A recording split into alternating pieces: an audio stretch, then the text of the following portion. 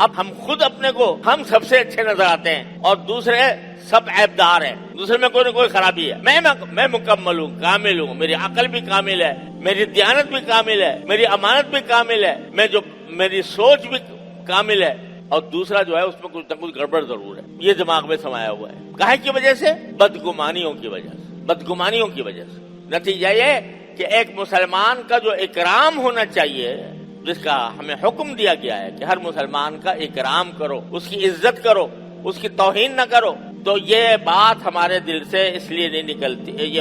یہ ایسا حقیقت میں اس پر عمل اس لیے نہیں ہوتا کہ ہمارا دل بدگمانیوں سے بھرا ہوا ہے. فلاں نے یہ کام کیا تو یہ میرے خلاف سازش ہے، فلاں نے یہ کام، پتہ نہیں کس قسم کے گمانوں سے ہمارا دل بھرا ہوا ہے. قرآن ہماری نفس پر ہاتھ رکھتا ہے. جیسے نفس پر ہاتھ رکھ کر طبیب مرض بتاتا ہے، تو قرآن نفس پر ہاتھ رکھتا ہے ہمارے کہ جو تمہارے درمیان جھگڑے پھیلے ہوئے ہیں، نفرتیں پھیلی ہوئی ہیں، عداوتیں پھیلی ہوئی ہیں، ان کے اسباب ہم تمہیں بتا رہے ہیں، ان سے بچو.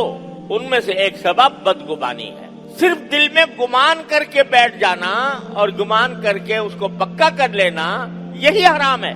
اور اگر زبان سے کہہ دیا، وہ بدگمانی کی بات زبان سے کہہ دی، تو اس میں ایک دوسرا گناہ شامل ہو گیا. کیا شامل ہو گیا؟ غیبت شامل ہو گیا.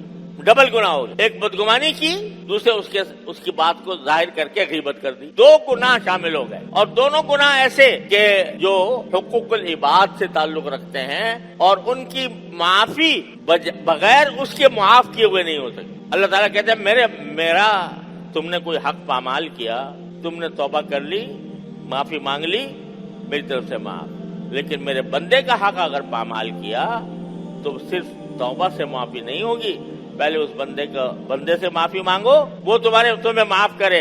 اور اگر اس کا حق کوئی واجب ہے تو اس کا ادا کرو، اور اگر کوئی ایسی بات کی ہے کہ جو اس کے لیے تکلیف کا سبب ہوئی ہے تو اس سے معافی مانگو، اس کے بغیر معافی نہیں. ایسے گناہ ایک سیکنڈ میں سرزد ہو گیا. بدگمانی ہوئی، اس بدگمانی کو زبان سے نکال دیا، غیبت ہوئی، اور اگر مجمع کے سامنے کہہ دیا تو اس کے معنی یہ کہ اس غیبت کی تشہیر کر دیا آپ نے، اور زیادہ گناہ ہو گیا. یہ ہیں اسباب ہمارے درمیان معاشرے میں فساد پھیلانے والے، معاشرے کے اندر جھگڑے پیدا کرنے والے، نفرتیں پیدا کرنے والے، عداوتیں پیدا کرنے والے، جو قرآن ہمیں بتا رہا ہے. اللہ تعالی ہمیں سمجھنے کی بھی توفیق عطا فرمائے اور اپنے طرز عمل پر غور کر کے ان کی اصلاح کی بھی توفیق عطا فرمائے. سوشل میڈیا پر سب سے قدیم اور سب سے ریلائبل برانڈ درسقرآن.com